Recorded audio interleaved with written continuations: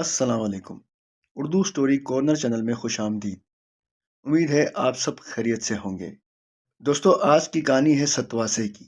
مطلب ایسا بچہ جو 7ویں مہینے میں پیدا ہوتا ہے اسے ستواسا کہتے ہیں۔ اس بچے کی یہ کہانی ہے۔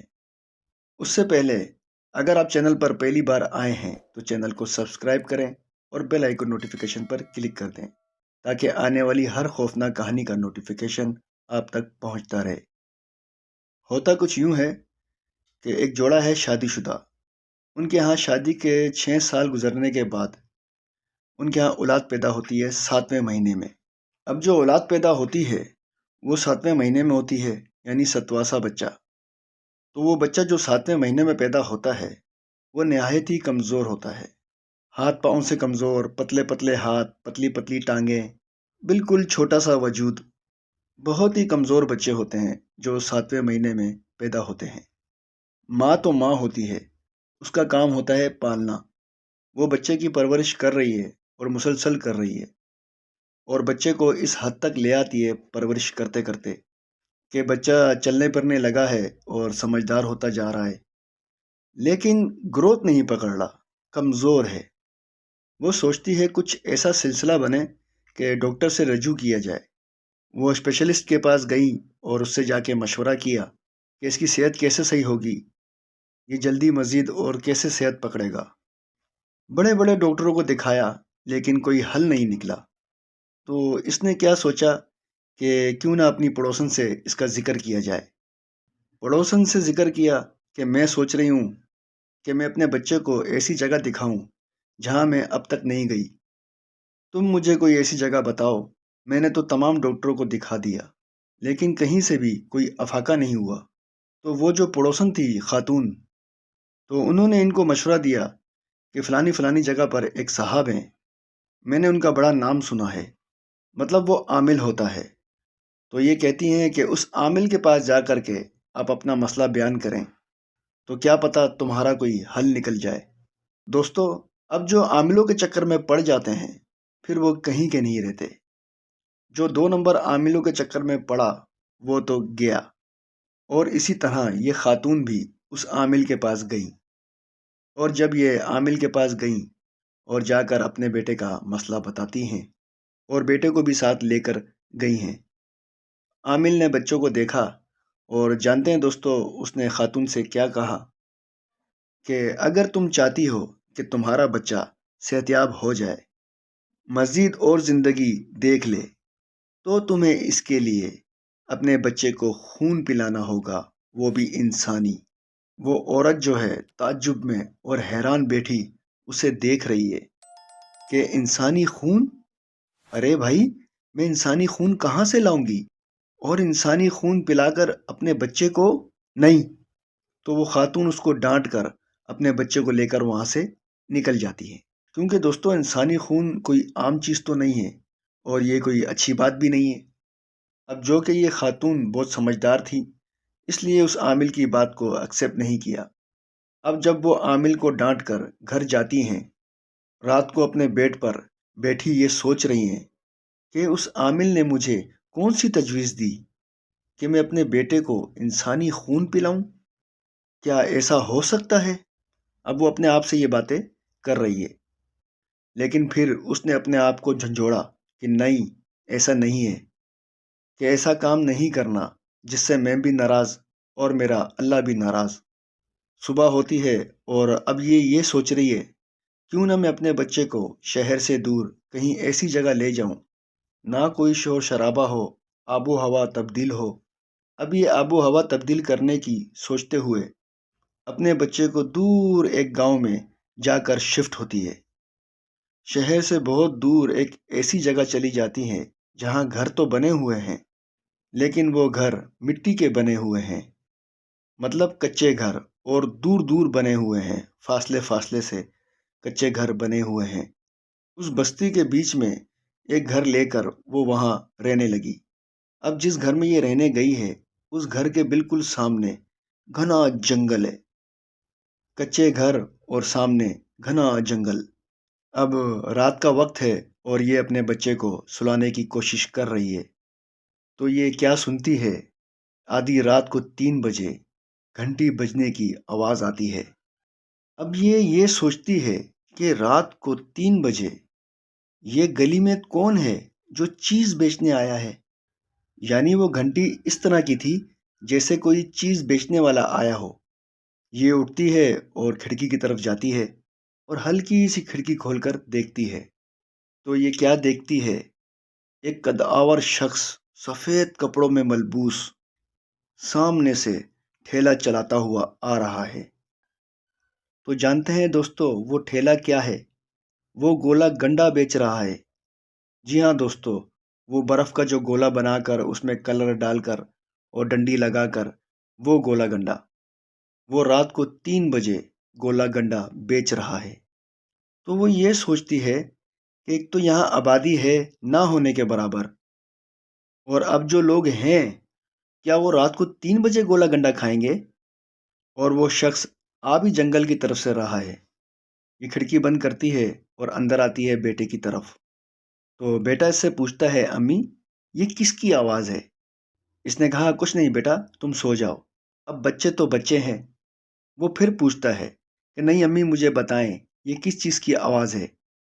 تو وہ اپنے بیٹے سے کہتی ہے، بیٹا یہ گلی سے گولے گنڈے والا گزر رہا ہے۔ بچہ ضد کرتا ہے، مجھے گولا گنڈا کھانا ہے۔ ماں کہتی ہے، سو جاؤ بیٹا، میں تمہیں دن میں دلا دوں گی۔ وہ کہتا ہے، نہیں مجھے ابھی گولا گنڈا کھانا ہے۔ تو دوستو وہ اٹھتی ہے، ہمت کرتی ہے اور دروازہ کھولتی ہے اور گولا گنڈا لینے کے لیے جاتی ہے۔ اور جب یہ ٹھیلے کی طرف پہنچتی ہے اور اس شخص کی طرف دیکھتی ہے تو اس شخص کا جو ہے چہرہ نیچے کی طرف ہے۔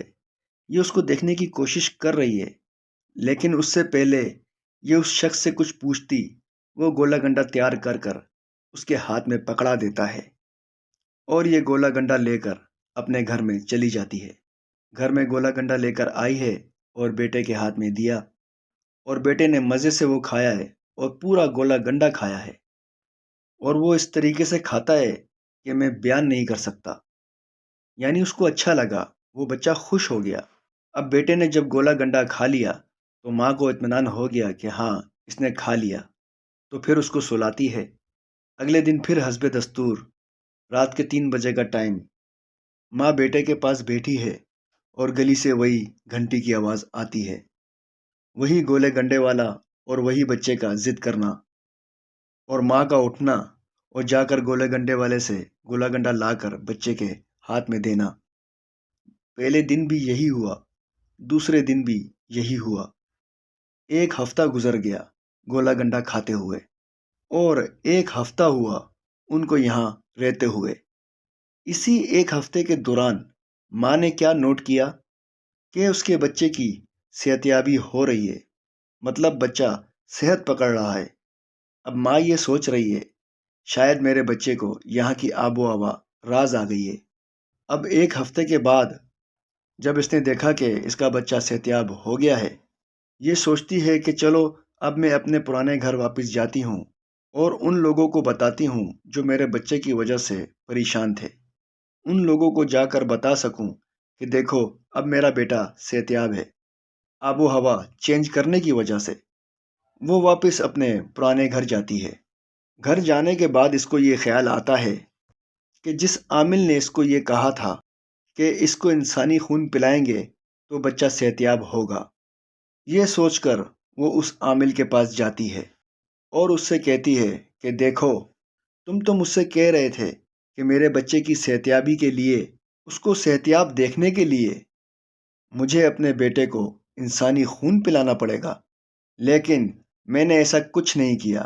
دیکھو میرا بیٹا تمہارے سامنے کھڑا ہے اور پہلے سے کئی بہتر ہے۔ تو جانتے ہو دوستو اس عامل نے کیا کہا؟ عامل کہتا ہے، میں مان ہی نہیں سکتا کہ یہ بغیر خون پیے صحتیاب ہو سکتا ہے۔ وہ عامل کیا کہہ رہا ہے کہ میں مان ہی نہیں سکتا کہ یہ انسانی خون پیے بغیر ٹھیک ہو گیا ہے، صحتیاب ہو گیا، لیکن اس نے تو انسانی خون پلایا ہی نہیں۔ اور وہ بھی یہی کہتی ہے کہ میں کیسے مان لوں، میں تو اس کو گھر کا کھانا کھلاتی رہی ہوں، میں نے اس کو کوئی بھی ایسی چیز کھانے ہی نہیں دی، کہیں سے بھی کہ جہاں سے مجھے ڈاؤٹ ہو جائے میں نے اسے انسانی خون نہیں پلایا۔ وہ کہتا ہے پھر ایک کام کرو، جاؤ جا کر اس کا ڈی این اے کراؤ، اور جو ٹیسٹ میں رپورٹ آئے وہ آ کر مجھے دکھاؤ۔ اگر اس نے انسانی خون نہیں پیا تو میری گردن اتار دینا۔ اتنے بھروسے سے وہ عامل اس کو کہہ رہا ہے۔ یہ جاتی ہے اور ڈی این اے کرواتی ہے، اور جانتے ہو دوستو ڈی این اے میں کیا رپورٹ آتی ہے؟ رپورٹ میں ہے کہ اس بچے نے انسانی خون پیا ہے، لیکن اس نے تو انسانی خون نہیں پیا۔ اس کی ماں تو کہہ رہی ہے کہ میں نے تو اس کو صرف گھر کا کھانا کھلایا ہے اور کہیں سے بھی اس کو کوئی ایسی چیز لے کر نہیں دی جس سے مجھے ڈاؤٹ ہو۔ اب ماں جو ہے وہ فلیش بیک میں جاتی ہے اور سوچتی ہے کہ میں نے اپنے بچے کو کیا کیا کھلایا ہے اور کہاں کہاں کھلایا۔ اچانک اسے یاد آتا ہے کہ ہاں 3 بجے رات کو میں نے اسے گولا گنڈا بھی کھلایا ہے، وہی گولا گنڈا جو یہ 1 ہفتے تک اپنے بیٹے کو کھلاتی رہی۔ اس کے دماغ میں وہ گولے گنڈے والا آیا۔ اب یہ سوچتی ہے کہ کیوں نہ میں گولے گنڈے والے سے جا کے معلوم کروں کہ شاید اس میں کچھ ہو۔